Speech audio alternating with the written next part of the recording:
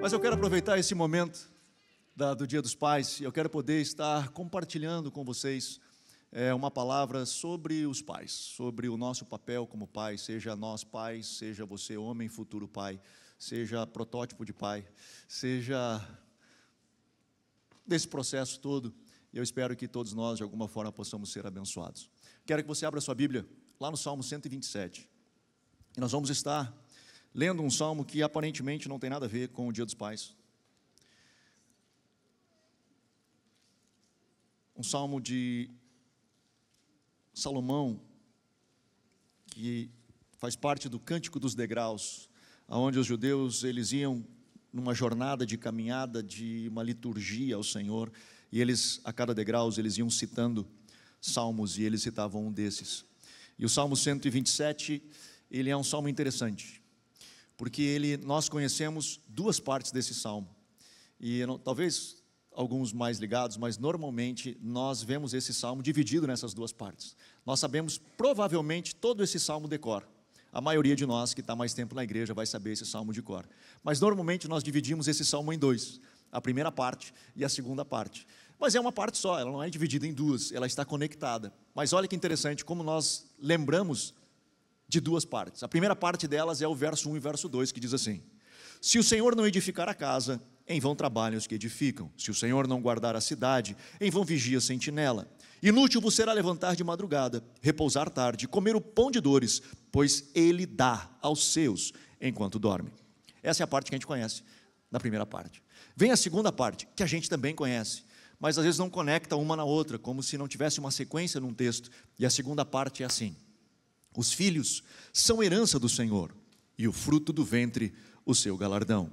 Como flechas na mão do valente, assim são os filhos da mocidade. Bem-aventurado o homem que enche deles a sua aljava. Não serão envergonhados quando falarem com os seus inimigos à porta. E essa é a segunda parte, que fala de filhos. A gente sabe dessas duas, a gente lembra da primeira, a gente recita a primeira, a gente também recita a segunda, mas não necessariamente a gente conecta uma na outra. E a gente vai fazer isso aí hoje de noite. Amém. Vamos orar. Papai, abençoa, Deus, a Tua palavra nessa noite, que o Teu Espírito nos ilumine, que o Teu Espírito nos inspire, que Ele, Senhor, faça lembrar de tudo aquilo que Tu tem nos dito, e que, Senhor, acenda uma chama nos nossos corações. Eu te peço em nome de Jesus. Amém. Nós hoje, falar de papel de pai, é um negócio um pouco complicado hoje, na sociedade que a gente vive, porque hoje, falar de papéis, de qualquer um que seja papel da mulher, papel do homem, a gente corre um risco de ir por um caminho que ele é um pouco complicado. Nós hoje temos lados distintos, fazendo defesas, né, de cada uma de posições distintas, e o meu papel aqui hoje não é defender nenhum nem outro, eu não quero fazer isso. Eu quero apenas fazer uma análise histórica e tentar entender alguns processos dentro disso. Mas quando a gente pensa em papel de homem e de mulher, por milhares de anos, até final do século XIX, início do século XX, funcionou muito claro os papéis. Normalmente o homem tinha um papel e a mulher tinha outro papel. Obviamente que ao longo de toda a história, na maioria das sociedades constituídas de forma patriarcal, onde o homem tinha uma certa proeminência, o homem tinha um certo destaque em desprezo da mulher. A mulher era desprezada nessa sociedade, ela estava num outro nível, né, numa configuração dentro da sociedade. Mas por anos foi assim. E nessa sociedade, e de novo, não estou fazendo juízo de valor, estou fazendo apenas uma análise. Nessa sociedade, os papéis eles eram muito claros. O homem era o cara que saía para, seja caçar, seja para ir para a guerra, seja fazer o que for, e a mulher era quem ficava em casa cuidando da casa. Com exceção de algumas sociedades que isso era invertido, que a história nos revela, de algumas comunidades muito pequenas que isso tinha invertido. De uma forma geral, essa era a descrição da sociedade no mundo até então. E isso começa a mudar. E nós vemos isso no início do século XX, e eu acho que foi extremamente favorável, eu sou a favor dessa valorização, obviamente, da mulher, e essa é a única juízo de valor que eu estou fazendo nisso tudo. Mas houve esse processo de uma evolução, de novo, que eu acho que foi saudável, onde começou a se fazer uma valorização e entender de forma diferente. E aí hoje esses papéis eles estão bastante mesclados. Então, hoje nós vemos a mulher também no mercado de trabalho, que, de novo, é excelente. Mas nós vemos que esses papéis precisam ser compreendidos à luz do que nós estamos vivendo hoje. E às vezes a gente pensa assim, mas melhor era a época dos nossos pais. Falei isso na outra pregação que eu fiz, né? A gente ficava olhando para trás e fazendo uma valorização da época que a gente viveu, como se aquela época fosse a melhor, né? E é isso, eu citei essa frase, eu acabei não explicando muito, mas é natural a gente fazer isso, que a gente chama da hermenêutica do distanciamento. Quanto mais a gente distancia de um fato que aconteceu, mais aquele fato se torna um evento. E talvez você já deve ter tido esse tipo de experiência, ou se dado conta desse tipo de coisa, mas acontece alguma coisa com a gente que aconteceu lá atrás, e quando a gente fica contando para os outros, cada vez que a gente conta, parece que é mais engraçada aquela história, né? E a gente vai conseguindo contar e aquilo vai ficando muito legal, e se a gente se desse conta de que a gente voltasse para viver aquela experiência, talvez ela não seria tão engraçada como ela é anos depois, que a gente fica olhando para trás e contando, porque à medida que nós vamos distanciando do fato, aquele fato ele deixa de ser um fato e passa a ser um evento. Aquilo ele toma uma proporção um pouco maior. Isso é natural, à medida que nós vamos distanciando. Então, quando a gente olha para trás, a gente tem uma tendência a ser nostálgico. Todos nós somos. Os nossos pais eram e nós somos. E o mundo era diferente. O mundo foi diferente. Eu lembro quando eu tinha 11 anos, eu vim estudar em Novo Hamburgo, morava em Sapiranga, e estudava em Novo Hamburgo. E às vezes a aula terminava mais cedo, ou eu terminava mais cedo, por alguma razão, não fugia da escola, mas eu terminava mais cedo. E eu disse, cara, como é que eu vou embora? Porque a gente vinha de um ônibus que era fretado e vinha. E aí eu tinha que esperar o ônibus até o fim da tarde. Eu digo, cara, eu vou de carona. E eu parava na sinaleira e pedia carona e eu ia embora de carona com 11 anos de idade. Hoje eu tenho 50 anos de idade, quando eu entro no Uber, eu olho na foto, olho na cara do cara, eu reviso para ver se eu estou na pessoa certa. E eu entrava num carro com 11 anos de idade de alguém que eu nunca tinha ideia, nunca conhecia. Hoje não tem condição da gente fazer isso. Naquela época tinha. Era melhor? Era a minha época. Foi o meu momento. Hoje tem outras facilidades, e na minha época eu não tinha Uber para fazer isso, para ter medo de entrar dentro, né, e olhar a cara do cara. Eu não tinha. Então o mundo hoje, ele é diferente. Mas é melhor ou pior? Não passa isso. O fato é que nós não vamos voltar, na minha época eu tinha 11 anos, o mundo não vai voltar para trás, ele só vai evoluir, e nesse processo de evolução a gente precisa entender algumas coisas. A gente precisa compreender algumas coisas. Como eu falava antes, hoje os papéis estão muito compartilhados. Hoje a mulher está trabalhando lá fora, o homem está trabalhando lá fora, e aí então quando chega dentro de casa, os papéis igualmente precisam ser compartilhados. Não basta só a mulher ter jornada dupla, o homem acaba também tendo a necessidade de ter jornada dupla. Mas se você falasse isso algum tempo atrás, era um problema enorme, porque os homens, há pouco tempo atrás, achavam que se lavasse uma louça ou trocasse uma fralda, caiu o pinto, né? Eles tinham, cara, vai acontecer um problema isso aí, né? Eu vou ficar com alguma deficiência, né? Então, não, eu não posso, isso é coisa de mulher. E não é, cara, a gente hoje se deu conta que, cara, eu preciso contribuir, eu preciso ajudar, eu preciso estender a mão, eu preciso fazer alguma coisa, né? Eu lembro que quando os nossos filhos nasceram, como eu não consegui carregar eles na barriga, né, eu disse, Mira, eu quero participar o máximo que eu puder, eu quero estar junto desse processo. Então eu dava banho, eu trocava fralda, e é maravilhoso dar banho nas crianças. Quem aqui teve essa oportunidade, nossa, cara, é muito bom. Aquelas coisinhas que enfia aqui na barriga, aqui, segura para não cair, porque enche de sabonete, né, e começa a ficar escorregadio, tu segura para uma perna e fica aqui, cara, nossa, é muito bom aquilo, e tu fica com eles, cara, maravilhoso. Cara, lembranças incríveis, cara, trocar, cuidar, e tal, à noite que eu tinha um problema para acordar só, esse era um problema, mas no mais, cara, eu estava dentro, estava envolvido, porque, cara, temos que fazer parte. Só que por mais que a sociedade vá avançando, e aí estou só de novo tentando fazer uma análise do que está acontecendo, ela vai mudando, e nós vamos nos ajustando a esses papéis distintos.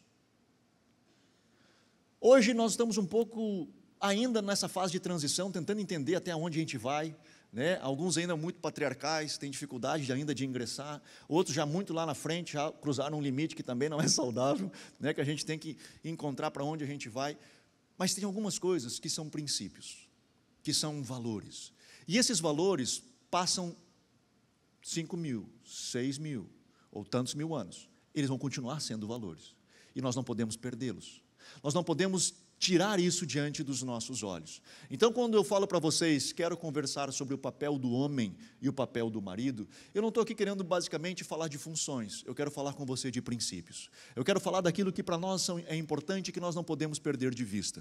Podemos partilhar desses papéis ou dessas funções também com o nosso cônjuge, com a nossa esposa, Cara, eu acho que nós podemos, só que nós homens, nós não podemos perder isso de vista. E o Salmo 127, para mim, ele é uma instrução disso. Ele inicia o Salmo 127 dizendo o seguinte: se o Senhor não edificar a casa, ele começa a falar e usa um verbo edificar.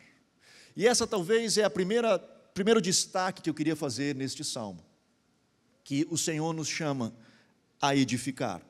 A segunda coisa que ele diz, e aí, se ele não edificar, em vão trabalhos que edificam. A segunda coisa que ele diz: se o Senhor não guardar, em vão vigia o sentinela. Ele usa edificar, ele usa o verbo guardar, e depois ele diz: inútil vos será levantar, trabalhar duro dia de sol a sol, se a bênção do Senhor não vier sobre você. Não adianta, você não vai conseguir fazer, você não vai conseguir prover, ainda que este verbo não é usado, está intrínseco na fala do salmista de Salomão. Ele diz, no Salmo de Salomão, ele diz: eu preciso edificar, eu preciso guardar e eu preciso prover. E essas são 3 características que cabem a nós, homens. Eu posso partilhar disso com a minha esposa? Eu posso. Eu só não posso terceirizar. Eu só não posso abrir mão disso para uma outra pessoa. Eu não posso abrir mão de ter essas características, independente da evolução da sociedade, independente do processo. Existem características, são valores, princípios que nós precisamos carregar.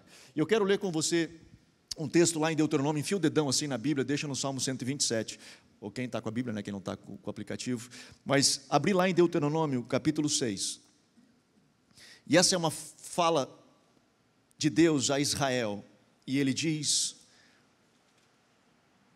olha a chuva, e ele diz assim em Deuteronômio capítulo 6, a partir do verso 4, ouve, ó Israel, o Senhor nosso Deus é o único Senhor.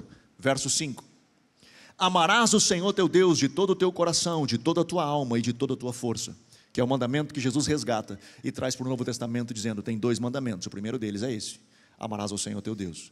E quando ele resgata isso, ele diz no verso 6, preste atenção, estas palavras que hoje te ordeno estarão no teu coração, Israel, tu as inculcarás a teus filhos, e delas falarás assentado em tua casa, andando pelo caminho, deitando-te e levantando-te. Deus instrui Israel e diz assim, Israel, olha só, tu tem uma missão, tu tem um mandamento, é amar a Deus de todo o teu coração, e isso tem que estar dentro de ti, mas não é só para estar dentro de ti, Israel, tu tem uma missão com isso, inculcar nos teus filhos, discipular os teus filhos, se debruçar sobre os teus filhos, quando você estiver em casa, quando você for deitar, quando você for levantar, quando estiver pelo caminho, você precisa inculcar, amar a Deus de todo o coração. Ah, Anderson, mas lá em casa, deixa eu te explicar como é que é. Lá em casa, assim, quem é mais espiritual é minha mulher. Minha mulher é que é mais espiritual lá em casa, ela que gosta desse negócio de oração e tal. Eu sou um cara mais tranquilo, mais calmo, eu não sou muito desse negócio de oração. É mais um negócio da minha mulher. Cara, que bom que a sua mulher é assim, mas não terceirize responsabilidade. O Senhor chamou você a cuidar da sua casa. Eu costumo dizer, o seu filho tem que aprender a ler Bíblia, é com você, papai. É com você. Ele precisa aprender a orar, é com você. Ah, mas a minha esposa, ela é maravilhosa contando história. Ótimo, a minha foi excelente. A Miriam teve pais que se debruçaram sobre ela aprendeu muitas histórias desde pequena, e ela se grudou com os nossos filhos e contava a ponto dos meus filhos, eram pequenos, eles iam para a escolinha, e eles eram o terror dos professores. O professor começava a contar historinhas e dizia assim, não é bem assim. E aí os professores ficavam, será que não é agora? Deixa eu ver como é que é. E ia para trás para ver. Cara, porque eles sabiam, cara, eles entendiam, eles conheciam as histórias. E a Miriam é responsável por isso. Eu louvo a Deus por isso tudo. Mas eu não abri mão de derramar sobre eles. Eu não abri mão de ter momentos com eles e de ajudá-los neste processo para eles conhecerem ao Senhor. Independente de quão espiritual e de quanto a sua esposa ame a palavra de Deus, ame a oração, cara, você não pode terceirizar responsabilidade. Você precisa estar conectado. E você precisa dizer na sua casa, assim diz o Senhor. É você quem diz. Eu gosto de um texto de Josué, capítulo 24, quando Josué, depois de trazer o povo do Egito para dentro da terra prometida, e eles entram na terra prometida, eles estão ali na terra prometida e começam a ver tudo aquilo, e aí eles se maravilham também com os deuses, os povos, as culturas diferentes e os deuses daqueles povos, e eles começam a flertar com outros deuses. Josué chama o povo de Israel e diz assim: pessoal, vocês precisam decidir, a quem vocês vão seguir? Vocês vão seguir o Deus que tirou vocês do Egito, ou vocês vão seguir esses deuses que estão aí? Agora, uma coisa eu tenho para dizer para você: eu e a minha casa serviremos ao Senhor. O que Josué estava dizendo é o seguinte: ele estava chamando a responsabilidade e dizendo assim, ó, pessoal, eu não sei o que vocês vão fazer, mas eu estou falando pela minha casa, eu digo pela minha família, a minha família, eu assumo a responsabilidade de que nós seguiremos ao Senhor, ponto. Eu preciso bater no peito e assumir a responsabilidade que me cabe. Eu não posso terceirizar essa responsabilidade. Se eu quero edificar uma casa, eu preciso edificá-la com o Senhor. E este é um papel que nós temos, como homens, como maridos, como futuros maridos, futuros pais. Precisamos ter essa função de edificar a nossa casa. Segunda coisa que o salmista ele diz, Salomão ele diz: se você não guardar, em vão vigia o sentinela. Se você não cuidar, essa é uma função minha e sua, homens, de cuidar da nossa casa. Eu gosto também no texto de Paulo que ele escreve lá em Efésios, capítulo 5, quando ele fala sobre o marido e a esposa, ele diz, dando instrução, uma das coisas que ele diz ao homem é: marido, amai as vossas esposas, como Cristo amou a igreja e deu a sua vida por ela. É esse o parâmetro que Deus espera de nós maridos, de nós pais, que nós venhamos a dar a nossa vida em favor do outro. Obviamente que esse é um sentido figurado, nós não vamos morrer pela nossa família, mas a ideia basicamente é o que próprio Paulo também diz na sua carta aos Coríntios, quando ele fala: em nós opera a morte, para que em vós opere a vida. Se existe alguém que vai padecer, que alguém vai sofrer, cara, joga em mim, eu vou carregar esse fardo, eu vou ser resiliente o suficiente, para que vocês como família consigam caminhar,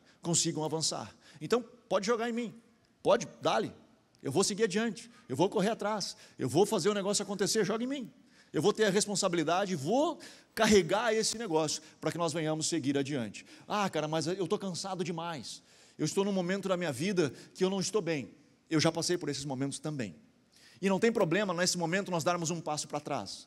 Quando nós damos um passo para trás na nossa luta, não quer dizer que nós estamos desistindo, simplesmente nós estamos recuando para poder avançar. É uma estratégia de guerra, recuar também é uma estratégia de guerra. Quando a gente recua em momentos onde nós estamos fragilizados, nós estamos recuando para poder avançar. Então, se talvez você está nesse momento, onde você não está conseguindo ser esse guarda-chuva para a sua família, onde você não está conseguindo estender as mãos, porque talvez você está num momento emocional, com dificuldades, não tem problema você vir para trás. Teve momentos na minha vida onde eu chamei a Miriam e disse: Miriam, eu estou mal, eu estou emocionalmente mal, eu preciso de ajuda.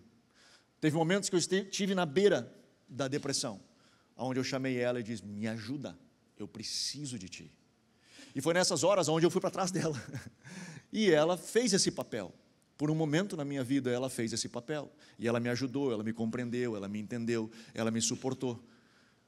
E aí eu respirei. E aí eu digo: opa, nós conseguimos avançar. Miriam, dá-lhe, estou bem, agora vamos de novo, deixa para mim, larga nesse lombo. Eu quero guardar, eu quero cuidar, não quero fazer só, eu quero cuidar com o Senhor, porque se eu cuidar sozinho, em vão eu vou vigiar a cidade. Eu preciso cuidar e guardar a cidade, que no caso é a minha família, com a graça do Senhor, o Senhor vindo sobre a minha vida, mas eu quero fazer isso. Eu quero assumir essa responsabilidade. Essa é a segunda missão que o Senhor nos dá. A primeira é edificar. Estou repetindo, mas eu e você, homem, eu e você, pai, temos a missão de edificar a nossa casa.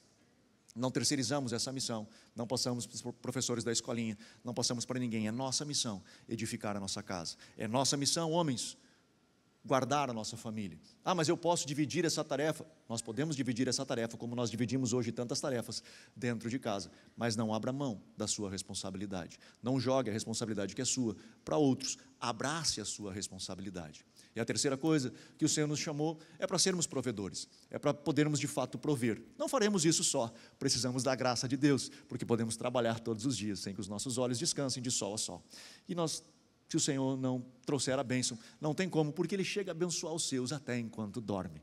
Então nós precisamos da graça do Senhor, nós precisamos que o Senhor mova. Ah, Anderson, mas a minha mulher ganha mais que eu, é um problema? O Robson falou quarta-feira no culto. Cara, meu sonho era que minha mulher ganhasse muito mais do que eu, seria maravilhoso isso.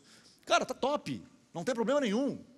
Cara, eu ia ficar feliz também, se acontecesse. Nossa, ia ser muito bom. Muito bom, cara, top, excelente. Só que eu não quero abrir mão de responsabilidades que são minhas. Eu não quero abrir mão daquilo que... Eu não quero me encostar e sugar daquilo, sem responsabilidade, sem compreender que eu tenho um papel dentro dessa casa, dentro desse lar. Eu tenho um papel e uma função e uma missão, que ela seja completa, que ela seja alcançada. Vou precisar de ajuda da minha família? Provavelmente. Estou só pelos meus filhos ganhar bastante. Tá, porque nem presente está vindo hoje. Cara, nós somos uma família, vamos contribuir, vamos andar junto, vai estar tudo certo, está top. Mas eu preciso entender que tem partes que são minhas, cara, e eu não posso fugir disso.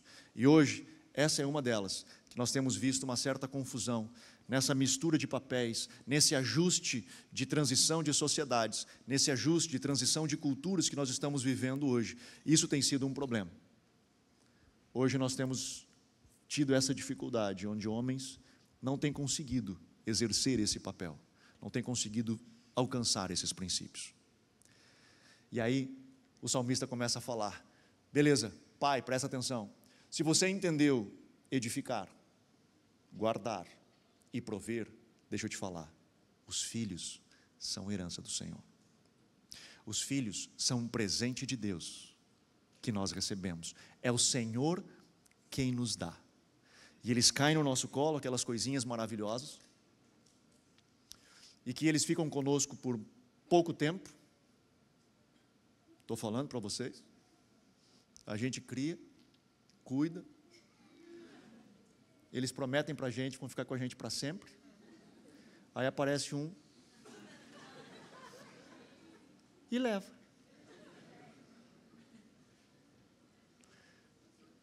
Mas eles ficam conosco, cara, por 20 e poucos anos. Desses anos que o Senhor nos deu eles, que eles caem no nosso colo, que são herança do Senhor. Nos primeiros 10 anos, eles olham para você, papai, e veem você como um herói. Você é o cara. Você é o cara dos seus filhos. Você é fera demais para eles. Eles olham para você e ficam babando assim. Eles vão parar de ser assim, porque é natural. Quando eles começam com 11, 12 anos, eles desconectam dos pais e começam a buscar a sua tribo.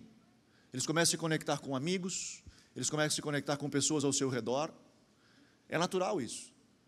Aí quando chega nos 15, 16, aí sim que eles entram naquele negócio de, cara, agora eu sou o cara, eu entendo, vocês não entendem nada, né? Vocês somos nós os pais. Não entende nada e eu vou viver a minha vida no auge da minha sabedoria com 16, 17, 18 anos. E também é um processo natural, é um processo normal e importante na vida deles, porque eles estão desconectando, agora sim, do lar, do ambiente de casa, né? Que eles dizem assim, os que estão casados vão se ligar nisso aí, mas a gente diz assim, não, cara, quando eu tiver a minha casa, entenderam já, né? Na minha casa não vai ser assim. E a gente, o que faz isso? A gente identifica nos nossos pais algo que a gente não gosta, a gente diz assim, cara, eu não quero isso para mim, e eu quero construir um lar diferente.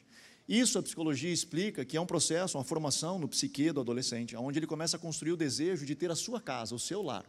Porque se ele não construísse isso, ele ia ficar com o pai para sempre, a vida inteira. Então ele diz, não, cara, eu quero a minha casa, eu quero o meu lugar. E aí ele faz, cheio de esperança, casa e faz a mesma coisa, né? E repete a mesma coisa, porque é o que a gente tem, é a experiência que a gente tem, é a casa que a gente tem, é a história que a gente tem.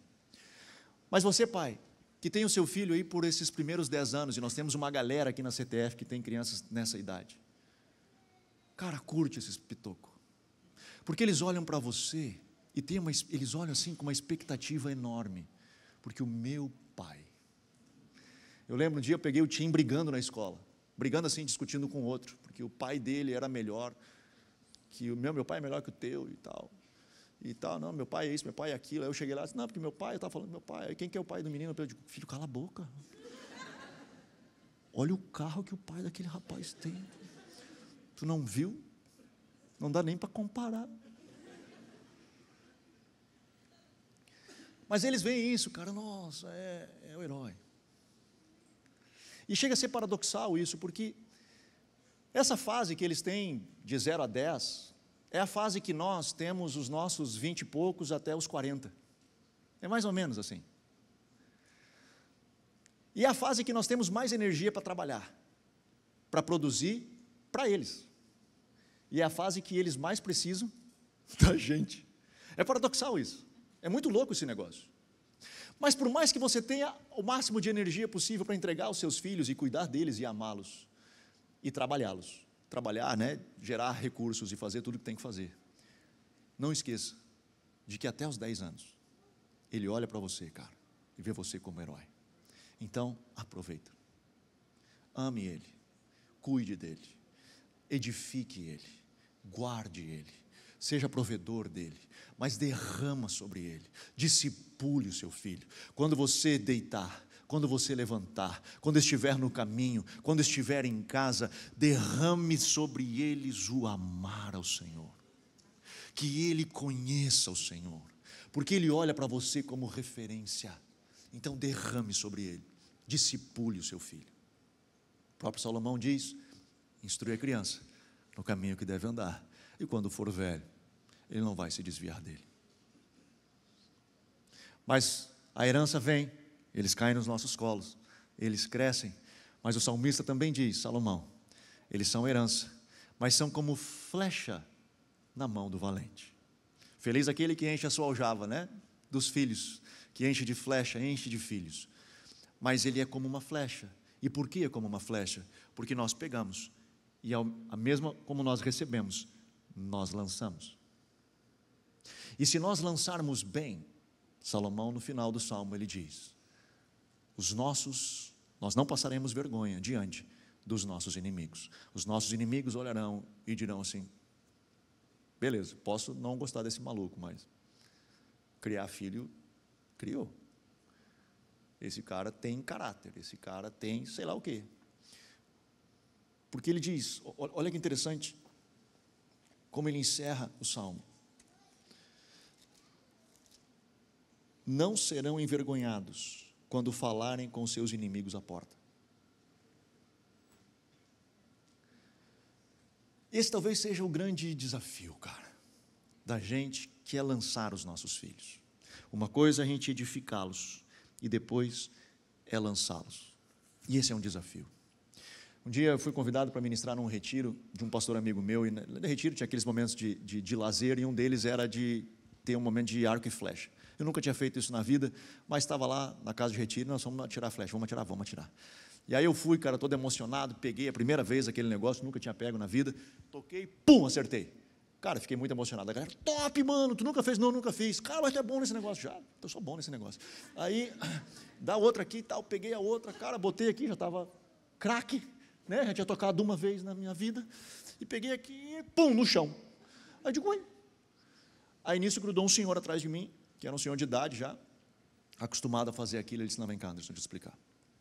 E aí ele diz, puxa, não sei se alguém aqui já fez esse negócio, mas puxa com força, e tem que ser com força mesmo, porque o negócio ele é duro de puxar, você puxa com força, você tem que segurar o arco firme, e você puxa a flecha. E ele diz, sabe onde está o segredo? Na hora de largar a flecha. Esse é o segredo. Quando você larga a flecha, como você larga, o cuidado e a sensibilidade que você tem de largar a flecha. E essa é a chave. Os nossos filhos, eles vêm, nós cuidamos, nós edificamos, mas eles são como flecha. Por isso que o nosso kids chama arrow, que é flecha em inglês. Nós queremos que eles voem, nós queremos que eles vão, nós queremos que eles atinjam o alvo que Cristo, como diz Filipenses capítulo 3, projetou para cada um deles, que eles alcancem o alvo. Então, precisamos aprender a soltar os nossos filhos, com cuidado, dando espaço, mas soltando, e vê-los ir ao encontro do alvo. Nessa mensagem, que eu gostaria de encorajar nós, homens, pais, ou futuros pais, que nós venhamos a assumir a responsabilidade que é nossa, de edificar, de guardar e de prover. Poderíamos talvez citar N outras, mas eu me prendo a esse salmo, no Salmo 127, onde o Senhor nos dá essa missão, e de fazer isso com Ele, de chamar ao Senhor, né, junto conosco, e Pai, nos ajuda a eu edificar uma família. É minha responsabilidade edificar uma família, é minha responsabilidade guardar e proteger a minha família, é minha responsabilidade, é minha responsabilidade prover. Posso talvez não estar conseguindo da forma que eu quero, posso dividir com pessoas, seja minha esposa, meu cônjuge, meus filhos, posso dividir essa responsabilidade, posso, mas eu assumo ela. Eu quero encerrar lendo um texto, que ele é um texto muito forte de Timóteo, lá em 1 Timóteo, capítulo 5, na verdade ele é um texto bem duro de Timóteo, e eu vou ler, e é Bíblia, e você fala o que você quiser com esse versículo.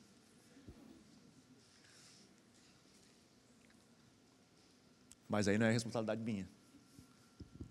Diz assim, em 1 Timóteo capítulo 5, o contexto desse capítulo, ele está falando sobre familiares, ele está falando sobre o cuidado com viúvas, cuidado com meninas, cuidado com mulheres, cuidado com a jovem. Ele começa a falar sobre pessoas que estão ao redor dos seus, e ele diz assim no verso 8, mas, se alguém não cuida dos seus, os seus são os seus familiares, e principalmente dos da sua família, e aí agora está falando de esposa e filhos,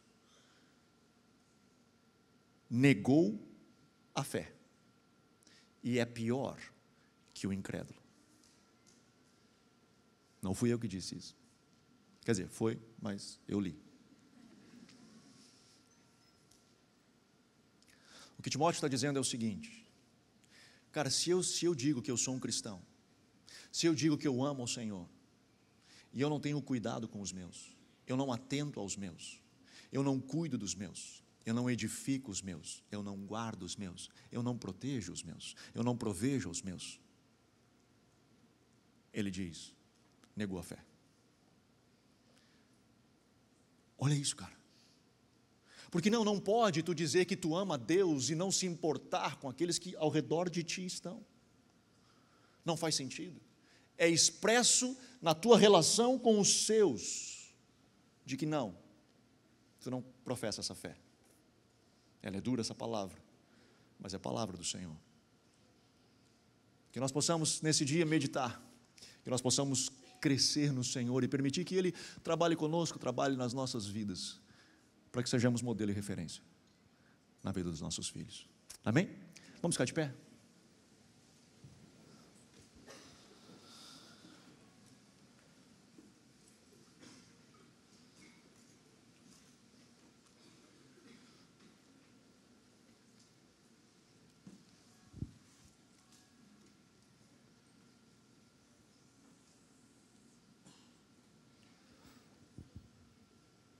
Aleluia. Eu quero orar contigo. Como nós fazemos sempre, eu pelo menos faço sempre que ministro sobre família, eu gostaria de orar. E se você estiver aí com a pessoa da sua família junta, como a gente fez já no culto passado, o culto retrasado que eu ministrei sobre família, junta aí. Se você estiver só, tenta juntar com alguém. Mas vamos orar juntos. Vamos estar clamando ao Senhor pela nossa casa, pela nossa família, ministrando uns aos outros. Eu quero encorajar você a orar pela sua esposa, depois você orar pelo seu marido. Vamos estar intercedendo uns aos outros, vamos estar orando, abençoando, edificando uns aos outros em amor, cuidando dos nossos, cuidando da nossa casa, da nossa família, em nome de Jesus. Se porventura você está só, e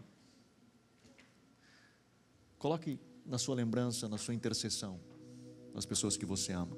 Vamos clamar, vamos orar em nome de Jesus. Pai, eu oro, Senhor, nessa noite. Eu coloco, Senhor, cada um dos teus filhos diante de Ti. Coloco, Senhor, a Tua igreja diante de Ti. Coloco, Pai, essa família da fé. Que sejamos, Senhor, famílias consolidadas e solidificadas em Ti. Que sejamos, Senhor, pessoas que Te amem e que cuidem uns dos outros, que se debrucem uns sobre os outros, que amem uns aos outros. Papai, que possamos edificar, guardar e prover. Que sejamos, Senhor, famílias estruturadas em Ti, em nome de Jesus. Perdoa-nos, Senhor, das vezes que erramos, das vezes que fizemos escolhas erradas, e ajuda-nos, Senhor, a seguir adiante. Agora sim,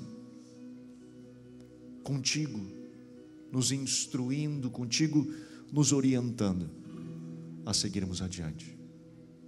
Sê conosco, em nome de Jesus. Agora vamos abençoar os pais aqui presentes. E se a esposa estiver aí, os filhos estiverem aí, ponham as mãos sobre os pais. Vamos abençoar a vida dos pais. Se o teu pai não está aqui presente, né, pensa nele, abençoa ele. Se os seus filhos estiverem aí, vamos continuar. E agora, numa imposição de bênção sobre eles, vamos abençoar a vida dos pais nessa noite. Pai, nós colocamos eles diante de Ti, te pedimos a Tua bênção sobre eles.